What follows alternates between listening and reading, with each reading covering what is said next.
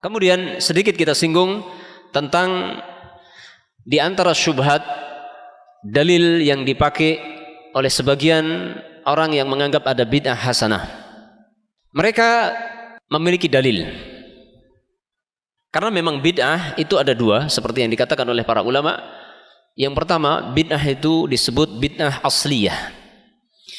Bid'ah asliyah adalah bid'ah yang sama sekali tidak memiliki landasan dalil sama sekali.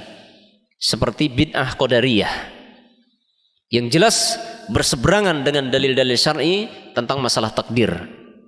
Akan tetapi di sana ada bid'ah model yang kedua, dan ini yang banyak memunculkan berbagai syubhat, yaitu yang disebut dengan bid'ah idhofiyah. Para ulama mengatakan tidak ada satu bid'ah idhofiyah pun melainkan di dalamnya ada dalil yang dijadikan sandaran. Ya, di antaranya di sini yang perlu kita sampaikan adalah bid'ah idhofiyah. Itulah yang disebut oleh sebagian orang dengan namanya bid'ah hasanah. Kenapa mereka katakan bid'ah hasanah?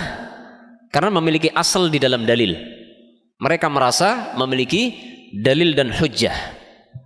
Di antaranya adalah dalil yang mereka pakai adalah sabda Rasulullah sallallahu alaihi wasallam dalam hadis, man sanna fil islami sunnatan hasanatan falahu ajruha wa ajru man amila biha ba'dahu min ghairi ayyan qusa min ujurihim syai'. Barang siapa, kalau kita baca versi terjemahan mereka memang beda, karena seseorang yang menerjemahkan itu tidak lepas dari pengaruh latar belakang pemahaman. Ketika seseorang memiliki pemahaman di sana ada bid'ah yang diperbolehkan, bahkan bid'ah yang dikatakan bid'ah yang baik, maka mempengaruhi terjemahan ketika menerjemahkan man sanna fil Islam sunnatan hasanatan. Ya, saya pernah dapatkan versi terjemahan mereka begini, kurang lebih. Barang siapa yang membuat satu sunnah yang baik. Ya, mempengaruhi terjemahannya. Barang siapa yang membuat satu sunnah yang baik di dalam Islam, apapun, yang penting baik, maka dia pasti mendapatkan pahalanya dan pahala dari orang-orang yang mau mengikuti setelahnya tanpa mengurangi pahala yang didapatkan oleh orang yang mengikutinya. Setelahnya, wa man sanna fil islami sunnatan sayyi'atan kana alaihi wizruha wa wizru man amila biha min ba'dihi min ghairi ayyan qussa min auzarihim syai'. Sebaliknya, barang siapa yang membuat satu sunnah yang jelek di dalam Islam, maka dia akan mendapatkan dosanya dan dosa orang yang mengamalkannya tanpa mengurangi dosanya sedikit pun. Atau kama qala Nabi sallallahu alaihi wasallam. Mereka mengatakan man sanna fil islami sunnatan hasanatan. Barang siapa yang membuat satu sunnah yang baik. Mereka mengacu kepada makna lughah dari kata sanna atau sunnah yang artinya adalah thariqah, berarti membuat satu jalan, memunculkan satu amalan. Barang siapa yang memunculkan satu amalan dalam Islam, karena sunnah artinya thariqah di dalam bahasa, benar mereka. Sunnah adalah artinya adalah satu jalan, jalan di dalam beramal. Sehingga mereka menerjemahkan sesuai dengan bahasa Arab. Barang siapa yang membuat satu amalan yang baik di dalam Islam, begitu, atau membuat satu sunnah, satu jalan, satu cara di dalam beragama yang baik, ya, itu versi terjemahan yang kita lihat seperti itu karena sesuai dengan latar belakang pemahaman seseorang di dalam menerjemahkan. Inilah dalil yang mereka pakai. Dalil yang lain, ya, antum sudah dengar syubhat ini, mudah-mudahan antum sudah tahu jawabannya, begitu ya. Jadi jangan beranjak dari tempat ini kalau belum tahu jawabannya. Nanti tahu-tahu antum pulang kemudian mengatakan iya ada bid'ah hasanah. Apalagi pas mendengarkan hadis ini nggak ngantuk, begitu mendengar jawabannya pas ngantuk. Ini masalah gitu. Ya kan? Jadi syubhat perlu diketahui, syubhat itu mudah masuk ke dalam hati tapi sulit untuk dikeluarkan kalau sudah kadung masuk. Makanya tolong jangan ngantuk kalau antum dengarkan bantahan syubhat. Pas mendengarkan syubhatnya nggak apa-apa ngantuk lah. Ya. Saya bacakan hadis-hadis yang dipakai oleh sebagian saudara kita kaum muslimin yang menganggap ada bid'ah hasanah, antum ngantuk nggak apa-apa, tidur nggak apa-apa, karena ini syubhat. Tapi nanti tolong ketika menjelaskan bantahannya, antum jangan ngantuk, ya. Nah, ini serius ini, ini nggak main-main ini, ya kan? Karena terus terang saja pengajian ba'da subuh ini pengajian yang subhanallah, pengajian yang paling banyak turun sakinah kepada kita ya. Nazalat ilaikumus sakinah, telah turun kepada antum ketenangan jiwa. Ya gini semua, subhanallah. Kecuali kalau Ustaz Afifi, subhanallah, karena membara kemudian hadiahnya juga banyak gitu. Enggak ada yang ngantuk insyaallah. Kalau saya enggak punya hadiah gitu. Apalagi tampangnya tampang ngantuan, jadi antum kesetrum saya wajar. Ya, syubhat yang pertama, belum ada jawabannya. Antum ngantuk enggak apa-apa ya. Syubhat yang kedua adalah perkataan Umar bin Khattab radhiyallahu taala anhu ketika beliau mengatakan ni'matil bid'ah hadhihi. Ketika Umar mengumpulkan kaum muslimin salat tarawih berjamaah di Masjid Nabawi pada waktu itu di masa khilafah beliau. Kemudian dipimpin oleh satu imam. Ketika beliau melihat hal itu, beliau merasa bergembira, lalu spontanitas muncul pujian beliau terhadap apa yang dilakukan kaum muslimin di masjid itu. Muncul spontanitas pujian. Beliau mengatakan ni'matil bid'ah hadhihi. Ini adalah bid'ah yang baik. Perhatikan versi terjemahan mereka. Kalau antum terjemahkan ni'matil bid'ah hadhihi sesuai dengan kaidah i'rab atau tata bahasa Arab, terjemahannya mestinya begini: sebaik-baik bid'ah adalah ini. Gitu ya. Sebaik-baik bid'ah adalah ini, beda terjemahannya. Menurut versi terjemahan bagi orang yang memahami ada bid'ah hasanah, beda terjemahannya. Ini adalah bid'ah yang baik. Bedakan. Ini adalah sebaik-baik bid'ah dengan ini adalah bid'ah yang baik. Beda tidak? Ini siapa yang ada, Pak Sofyan nggak ini yang sastra Indonesia, sarjana sastra Indonesia ini, barangkali perlu dikoreksi terjemahannya. Bedakan terjemahan ini adalah sebaik-baik bid'ah dengan sebaik-baik bid'ah adalah ini. Itu beda loh. Beda nggak? Apa bedanya? Enggak, bener nih saya tanya ini. Bukan ahli bahasa masalahnya. Kata mereka, Umar mengatakan sebaik-baik bid'ah. Ya kan? Berarti ada bid'ah yang baik. Ya enggak? Ada bid'ah yang baik. Syubhat yang lain atau dalil yang lain yang dipakai oleh mereka, saudara-saudara kita hadahumullah ilal haq, tentang bid'ah hasanah adalah perkataan sahabat Abdullah bin Mas'ud radhiyallahu ta'ala anhu ketika beliau berkata ma ra'ahul muslimuna hasanan fahuwa indallahi hasan. Apa saja yang dipandang baik oleh umat Islam maka pasti baik menurut Allah. Ya. Itu ya. Antum udah denger ya. Nanti jawabannya jangan ngantuk loh. Apa kata Abdullah bin Mas'ud? Ma ra'ahul muslimun. Kata mereka, ma di sini isim mausul. Ya kan? Isim mausul ma itu memberikan faedah umum, apa saja.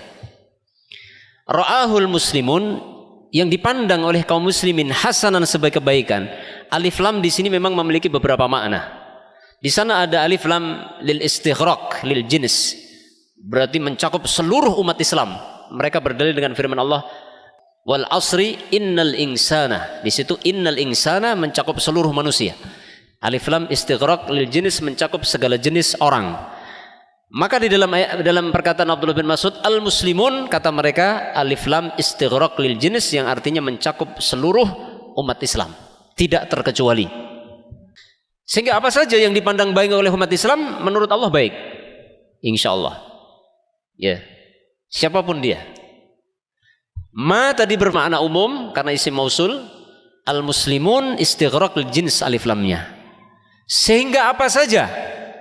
Jadi kalau ada umat Islam membuat amalan apa saja nggak usah dikomentari, semuanya pasti baiklah menurut Allah Subhanahu wa taala. Karena jelas lahir dari perkataan Abdullah bin Mas'ud, jelas di situ umum. Ma di situ umum, al muslimun istighraq lil jins mencakup seluruh umat Islam yang ada. Syubhat yang lain saya bawakan 3 saja, tidak usah banyak-banyak. Tadi sudah berapa? Sudah 3 ya? Atau terakhir yang keempat adalah perkataan Imam Syafi'i. Ada beberapa riwayat tentang perkataan Imam Syafi'i. Ketika Imam Syafi'i membagi bid'ah, dalam satu riwayat beliau membagi menjadi 2, dalam satu riwayat beliau membagi menjadi 3, dalam riwayat yang lain beliau membagi menjadi 5. Kita bawakan salah satu perkataan beliau yang beliau mengatakan, qala al-Imam Syafi'i rahimallahu taala, al bid'atu bid'atan. Bid'ah itu ada 2. kata Imam Syafi'i. Bid'atun mahmudah wa bid'atun mazmumah.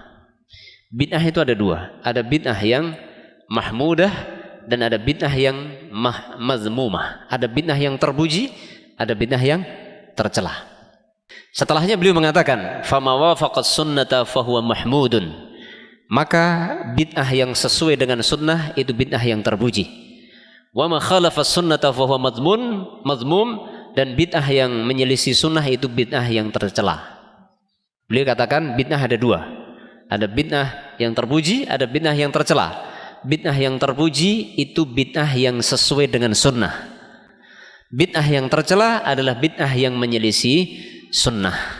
Cukup 4 syubhat atau 4 dalil yang menjadi contoh di antara syubhat yang mereka pakai untuk mendukung atau melegalkan bid'ah yang mereka katakan sebagai bid'ah hasanah. Yang pertama adalah sabda Rasulullah sallallahu alaihi wasallam ketika Rasulullah mengatakan, "Man sanna sunnatan fil islami sunnatan hasanatan falahu ajruha wa ajru man amila biha ba'dahu min ghairi ayanqusa min ujurihim syai'." Saatnya Anda tidak ngantuk sekarang, karena ini masuk pada bantahan.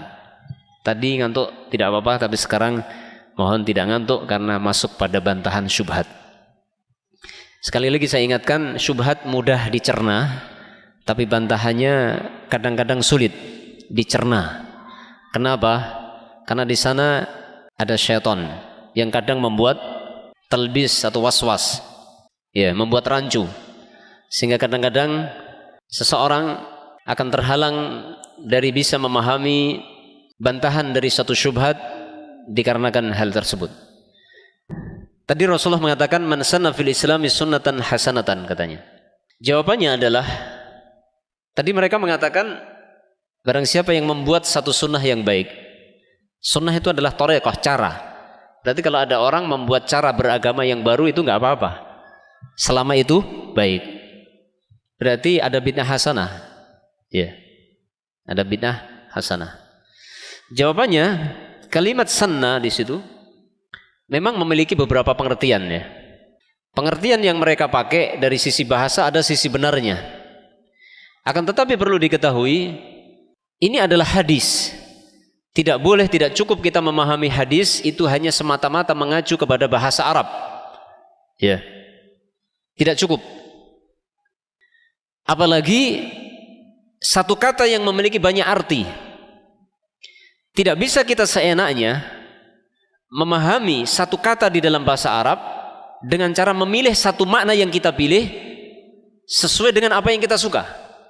Ini prinsip di dalam menerjemahkan dan di dalam memahami kosakata dalam bahasa Arab. Ya. Apalagi itu berkaitan dengan nas, kosakata Arab yang ada di dalam nas Al-Quran dan Sunnah. Perlu diketahui, dahulu sebagian sahabat Nabi ada yang tidak memahami beberapa kosakata yang ada di dalam Al-Quran, yang kemudian terpaksa mereka harus bertanya kepada Rasulullah maksud dari perkataan itu. Baru Rasulullah menjelaskan. Ada beberapa kejadian di dalam Al-Quran, ada beberapa nas yang sempat para sahabat tidak memahami tentang kosakata yang ada di dalamnya. Kemudian Rasulullah menjelaskan. Kemudian yang kedua, nas Al-Quran dan Sunnah ini menjadi sumber ajaran Islam. Dan kita tahu ajaran Islam itu bukan dari manusia, akan tetapi datangnya dari Allah Subhanahu wa Ta'ala.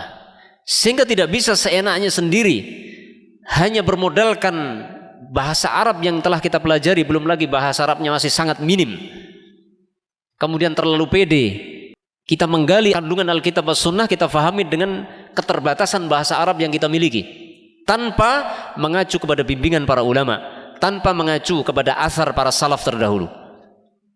Kita lihat tentang kata-kata sanna fil islami sunnatan hasanatan. Ini tidak bisa difahami seenaknya.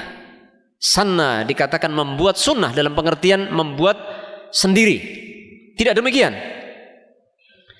Yang kedua adalah sabda Nabi SAW ini memiliki asbabul wurud atau memiliki kronologi. munculnya perkataan Nabi ini, keluarnya perkataan Nabi ini adalah memiliki satu kronologi yang begitu jelas di dalam sambungan riwayatnya. Yang ketiga itu adalah di waktu siang ketika menjelang zuhur, Rasulullah ketika sedang duduk di Masjid Nabawi, di masjid beliau sallallahu alaihi wasallam, tiba-tiba datang serombongan Bani Mudhar dari kalangan fuqara yang berpakaian compang-camping. Mereka tidak memakai sandal, rambut mereka kusut, badan mereka kurus, yang menggambarkan kefakiran yang teramat sangat. Mereka datang mendekati masjid Nabi sallallahu alaihi wasallam. Ketika Nabi menyaksikan keadaan mereka, maka wajah beliau menjadi merah. Ya. Lalu setelah mereka masuk, Rasulullah memerintahkan Bilal untuk azan karena waktu itu sudah masuk azan zuhur. Kemudian iqamah, kemudian dikerjakan salat zuhur. Setelah selesai salat zuhur, maka Rasulullah SAW berdiri di atas mimbar kemudian berkhutbah. Yang di dalam khutbah tersebut Rasulullah menghasung para sahabat untuk bersedekah. Itulah asbabul wurudnya. Baru muncul perkataan ini. Jadi memiliki asbabul wurud. Sehingga para ulama menyimpulkan hadis man sanna sunnatan fil islami atau fil islami sunnatan hasanatan, ini bukan maksudnya membuat satu sunnah yang baru, bukan. Tapi maksudnya adalah menghidupkan sunnah Rasulullah SAW, menghidupkan perintah Nabi. Karena ketika itu Nabi sedang memberikan komentar, ya, setelah Rasulullah turun dari mimbar, menghasung para sahabat untuk bersedekah, memberikan infak kepada fuqara dari Bani Mudhar tadi. Ada seorang sahabat Nabi dari kalangan Ansor yang bangkit, kemudian pulang ke rumahnya, mengambil sekantong korma, yang kemudian karena saking banyaknya korma tersebut sampai sahabat itu tidak bisa mengangkat, sehingga diseretlah kantong korma ini, diseret ke masjid, lalu ditaruh di tengah-tengah masjid. Dialah sahabat yang pertama kali berinfak. Setelah itu para sahabat lain melihat apa yang dilakukan sahabat itu, mereka bangkit segera. Mereka pulang ke rumahnya masing-masing berbondong-bondong. Ada yang mengambil pakaian, ada yang mengambil kurma, ada yang mengambil gandum, kemudian diletakkan dijadikan satu di tengah masjid, sehingga terjadilah gundukan besar sedekah di tengah masjid pada waktu itu. Maka dalam riwayat disebutkan wajah Rasulullah menjadi bersinar, seakan-akan muncul cahaya keemasan begitu. Saking gembiranya Rasulullah SAW, lantas Rasulullah berdiri lalu mengatakan man sanna fil islami sunnatan hasanatan. Pertanyaannya, benarkah yang dikatakan sebagian orang hadis ini sebagai dalil adanya bid'ah hasanah? Ya. Jawabannya jelas tidak.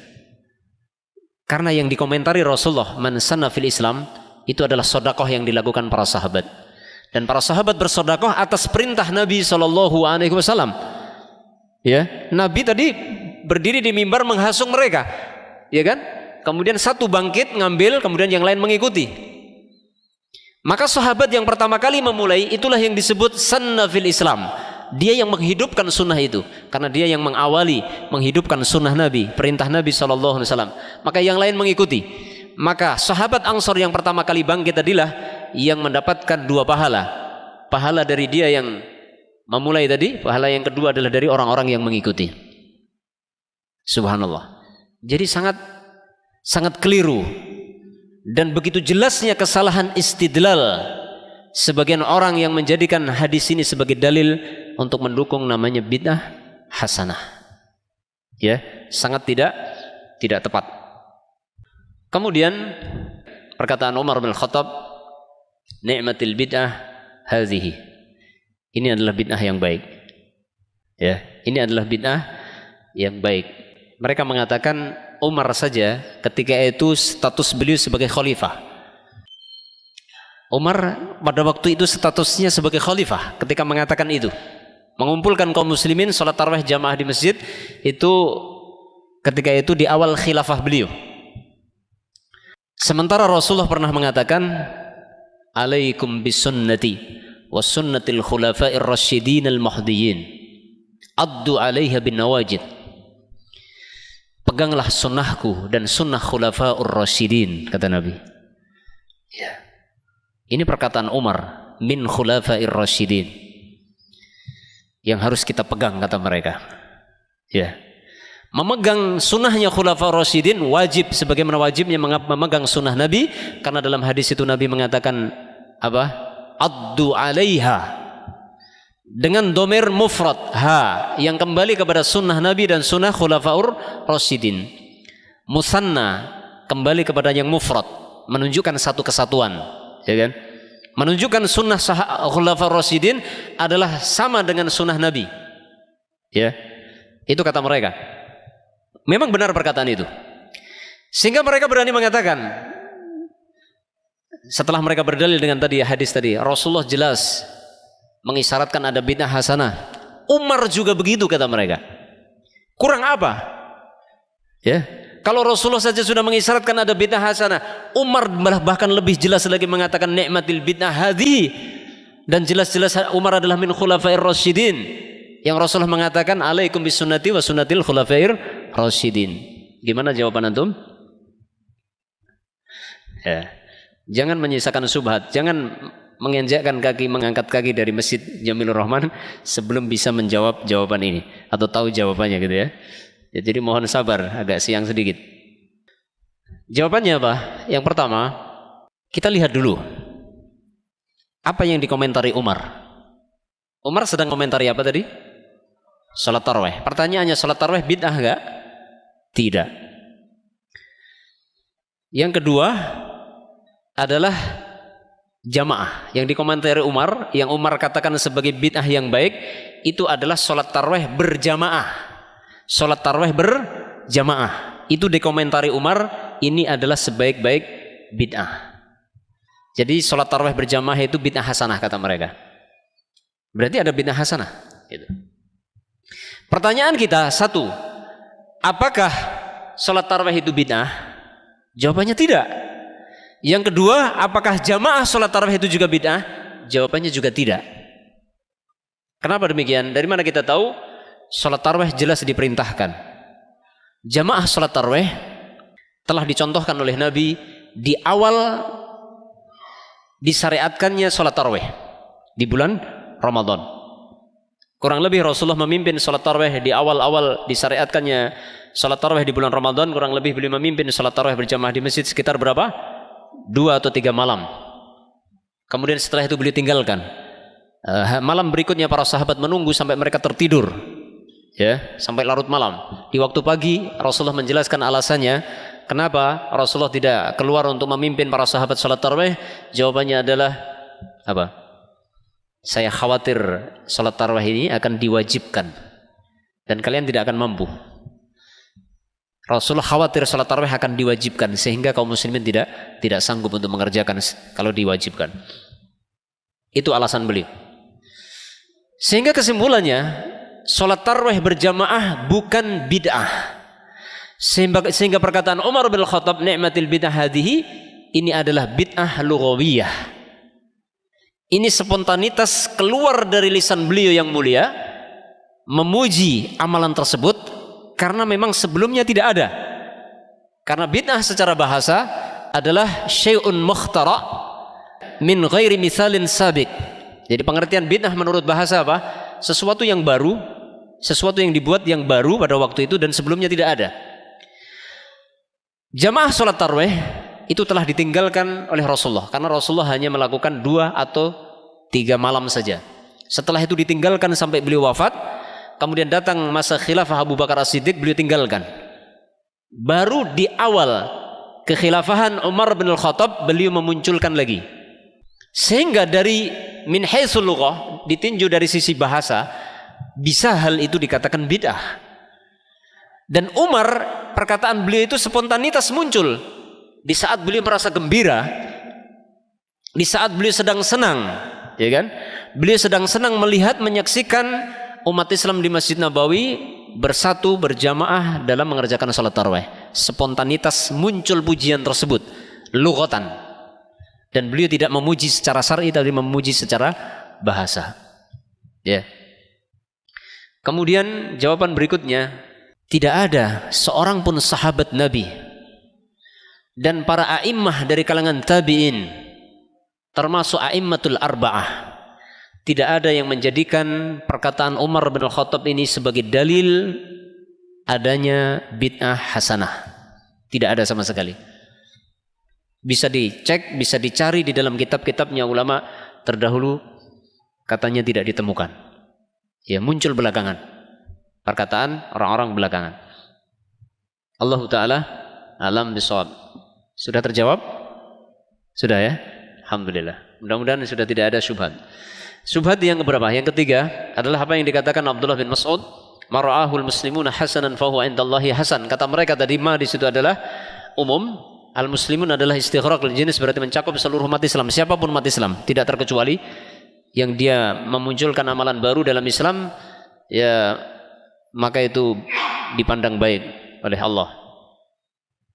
Jawabannya adalah memang benar alif lam di situ bisa bermakna istighraq lil jenis, berarti mencakup seluruh umat Islam, sebagaimana dalam ayat wal asri innal insana lafi khusrin. Itu alif lam istighraq lil jenis, sehingga tidak ada yang dikecualikan.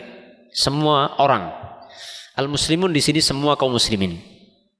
Akan tetapi di sana juga ada alif lam yang lain, harus diketahui.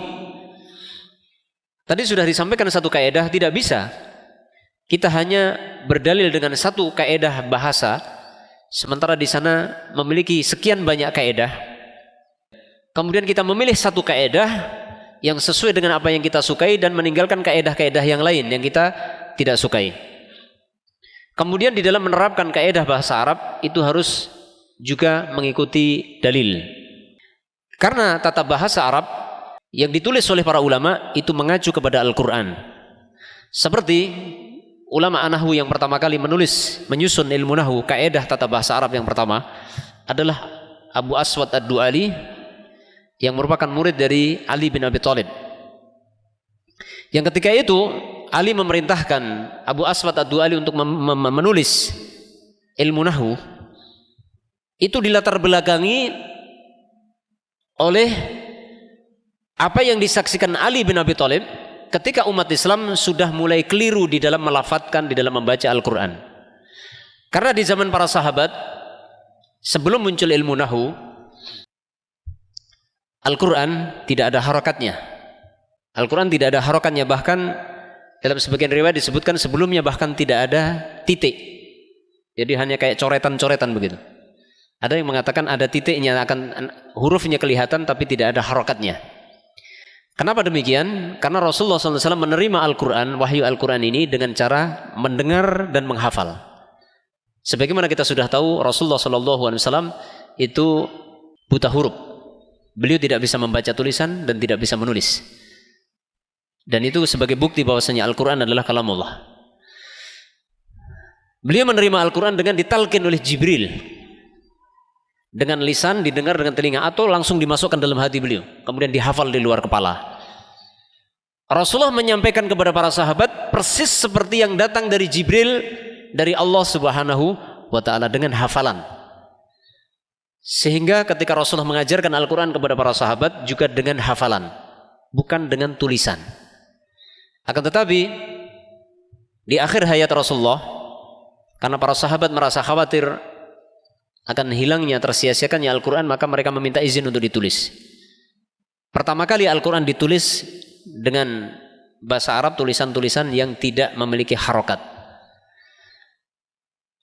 Di zaman Ali, di zaman khilafah Ali bin Abi Thalib, karena pengaruh datangnya orang-orang ajam dari luar Arab ke negeri Arab, kemudian juga orang Arab yang pergi ke negara-negara ajam untuk berdakwah atau untuk berdagang dan seterusnya.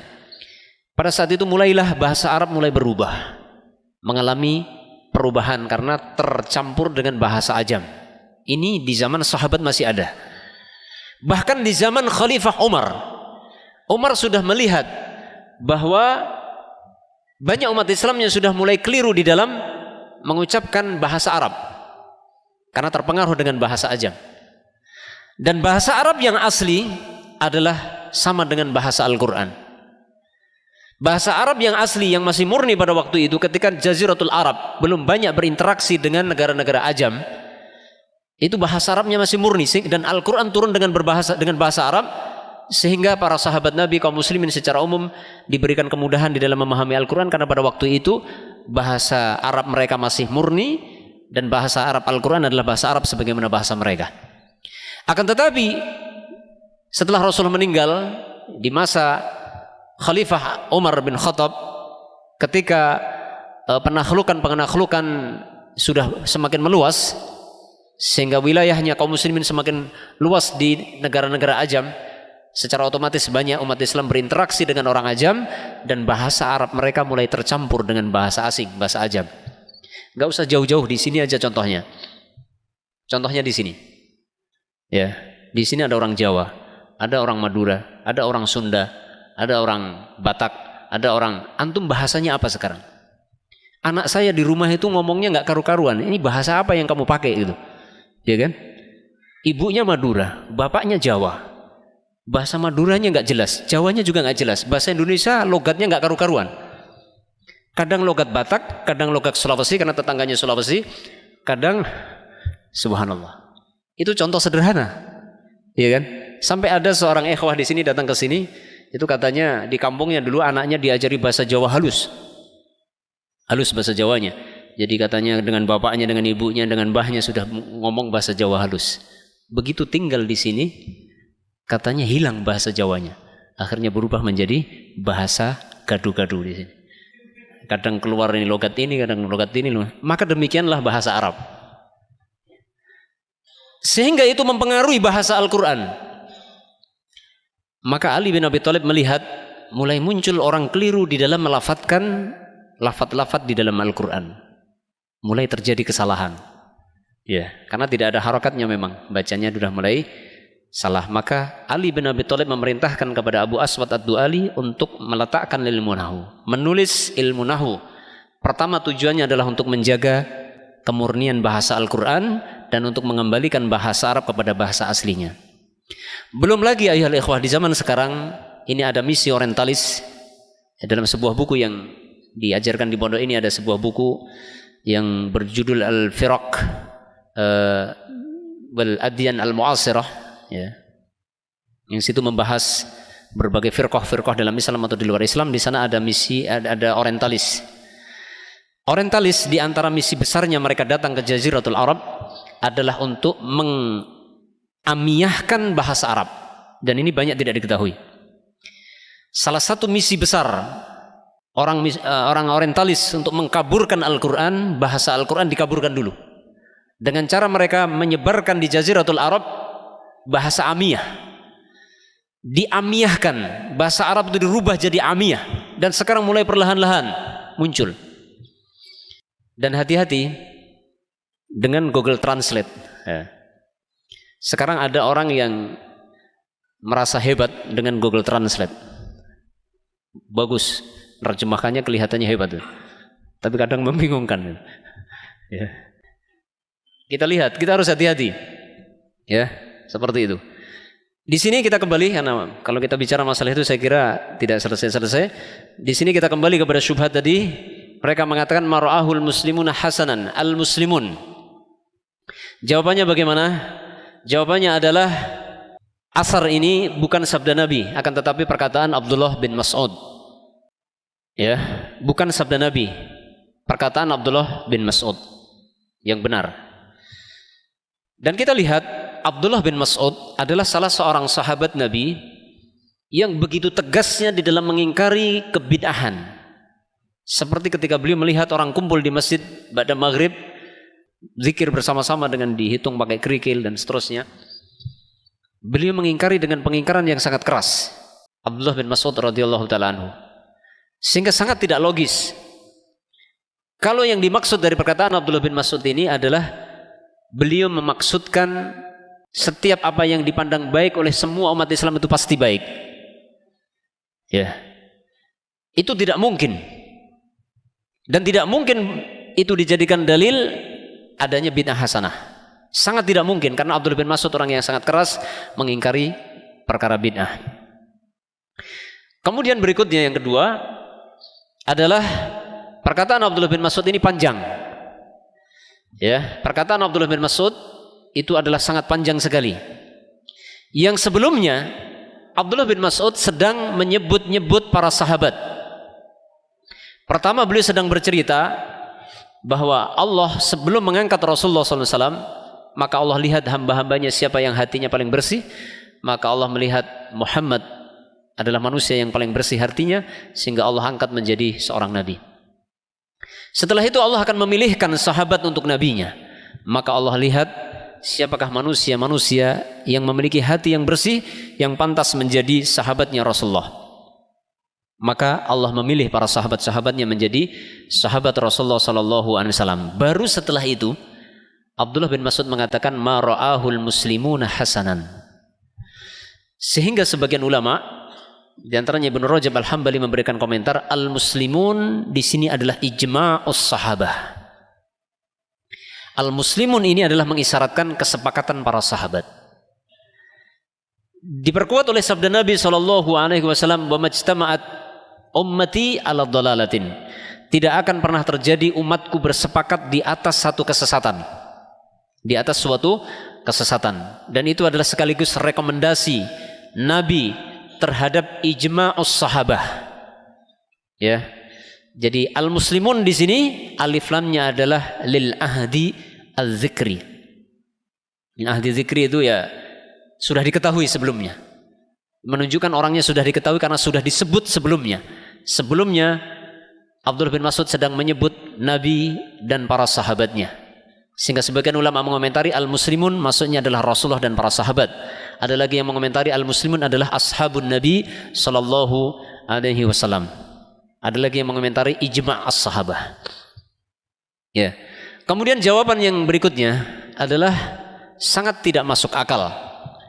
Jika yang dimaksud Abdullah bin Mas'ud al-muslimun adalah semua umat Islam secara mutlak, tidak terkecuali. Ya.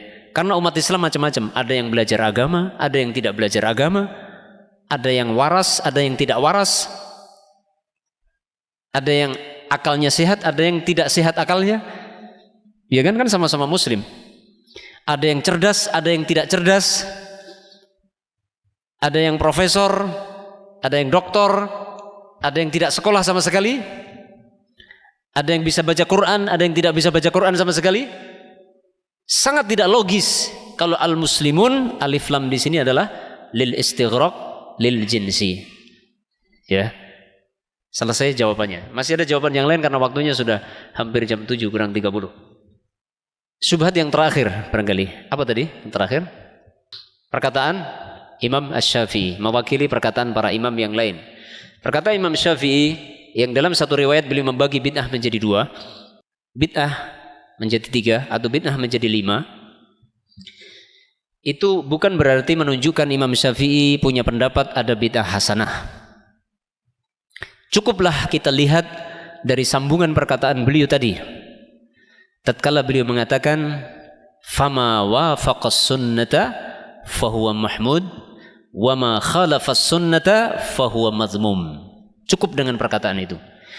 Imam Syafi'i mengatakan setelah beliau membagi bid'ah menjadi 2, ada yang terpuji, ada yang tercela, beliau mengatakan apa? Maka bid'ah yang sesuai dengan sunnah, maka itu terpuji.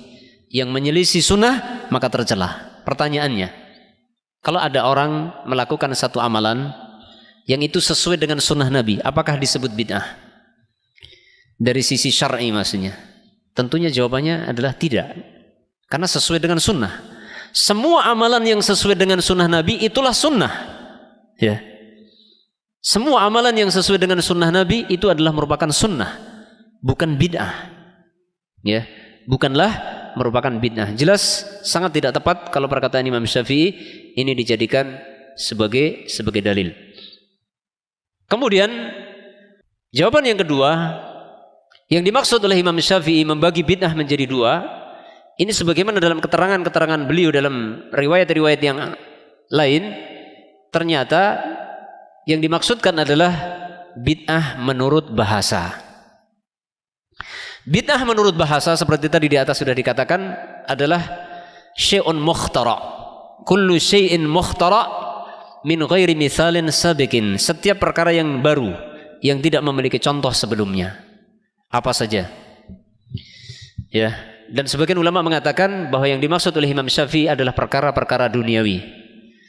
Ya, dulu orang pergi haji naik onta dan naik kapal. Sekarang naik pesawat. 9 jam sudah sampai. Itu bid'ah menurut bahasa. Zaman dulu orang tidak ada jam, gitu ya. Ini jam, sekarang sudah ada jam. Ini dulu tidak ada, sekarang ada. Sehingga jam itu menurut bahasa bisa dikatakan bid'ah. Dulu kalau orang azan tidak pakai mikrofon seperti ini, tapi naik di atas masjid, ya, manjat masjid di atas menara supaya suaranya nyampe. Sekarang nggak perlu naik di atas, tapi cukup di sini azan, di sini sudah kedengaran di berbagai penjuru. Maka ini mikrofon ini bid'ah hasanah. Tapi bid'ah menurut bahasa. Ya, bid'ah menurut bahasa. Jadi benar. Kalau yang dimaksud pembagian bid'ah ada yang hasanah itu min haitsul lughah, maka benar ada bid'ah hasanah, ada bid'ah sayyi'ah. Sebagaimana Imam Syafi'i membagi bid'ah menjadi 2, ada yang terpuji, ada yang tercela. Yang terpuji apa? Yang bermanfaat, yang ada kebaikannya, tidak mendatangkan mudarat apapun, ya. Kemudian yang sayyi'ah itu adalah yang memberikan mudarat, yang tidak memiliki manfaat atau bahkan menimbulkan mudarat, ya. Allah Ta'ala a'lamu bishawab. Kemudian yang terakhir adalah Al-Imam Asy-Syafi'i adalah salah seorang imam yang sangat gigih di dalam membela sunnah dan sangat gigih di dalam memerangi bid'ah. Dan itu sudah ma'ruf. Imam Syafi'i rahimahullah adalah seorang imam Ahlus Sunnah wal Jamaah yang dikenal begitu tegas di dalam permasalahan agama.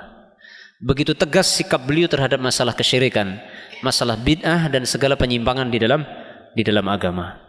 Bisa dilihat dalam biografi beliau yang begitu jelas, dalam buku-buku beliau begitu jelas bagaimana ketegasan Imam Syafi'i di dalam permasalahan masalah ini, ya.